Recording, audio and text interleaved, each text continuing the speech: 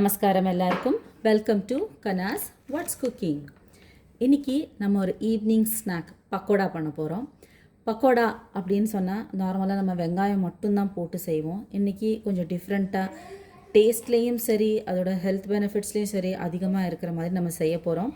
அதுக்கு நம்ம இன்றைக்கி 2 கப்பு கடலை மாவு எடுத்திருக்கோம். 2 கப்பு கடலை மாவு அப்படின்னு சொன்னிங்கன்னா அதுக்கு ஒரு 2 ஸ்பூனு அரிசி மாவு சேர்க்கணும். கடை மாவு தான் இதுவும்.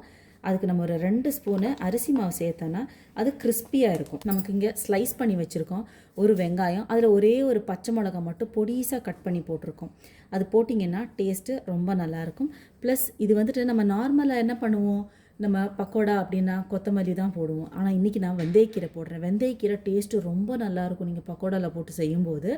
அதே மாதிரி இந்த உருளைக்கிழங்கு நம்ம பஜ்ஜிக்கு எப்படி ஸ்லைஸ் பண்ணுவோமோ அது மாதிரி செஞ்சுட்டு அதுக்கப்புறமா அது ஸ்ட்ரிப்ஸாக கட் பண்ணி வச்சுருக்கேன். இது வந்துட்டு கோபி, நம்மளோட காலிஃப்ளவர் இருக்குது இல்லையா, அது சின்ன சின்ன ஃப்ளாரட்ஸ் எடுத்து அது சுடு தண்ணியில் போட்டு எடுத்துகிட்டு அதுக்கப்புறமா அதை குட்டி குட்டியாக நான் சாப் பண்ணி வச்சுருக்கேன். நீங்கள் கிரேட்டர் யூஸ் பண்ணிங்கன்னா கம்ப்ளீட்டாக பொடிஸ் ஆகிடும், அதோட டேஸ்ட்டு போயிடும். அதுக்கு பதிலாக நீங்கள் இந்த மாதிரி கத்தி வச்சு நீங்கள் சாப் பண்ணிங்கன்னா நம்ம சாப்பிடும்போது அது நமக்கு வாய்க்கு கிடைக்கும். டேஸ்ட்டு ரொம்ப ரொம்ப நல்லாயிருக்கும். சொல்லுவோம் பஜ்ஜி சாப்பிட்டா கொஞ்சம் உப்புசமாக இருக்குது அப்படின்னலாம் சொல்லுவோம் இல்லையா.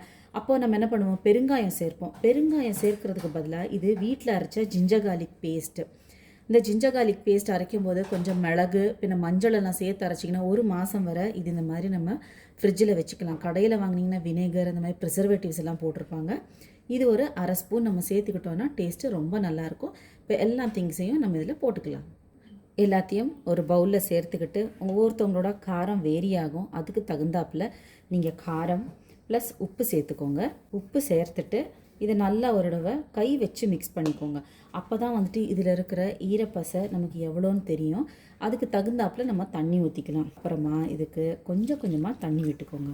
தண்ணி விட்டு நல்லா மிக்ஸ் பண்ணி ஒரு பக்கோடா நம்ம எப்படி போடுமோ அந்த பதத்துக்கு கொண்டு வாங்க. இப்போது நம்மளோட மாவு ஓரளவு நல்லா திக்காக நம்ம மிக்ஸ் பண்ணி வச்சுருக்கோம். ஒருத்தவங்களோட உப்பு காரமும் வேரி ஆகும். அதுக்கு தகுந்தாப்பில் நீங்கள் இதை போட்டுக்கோங்க.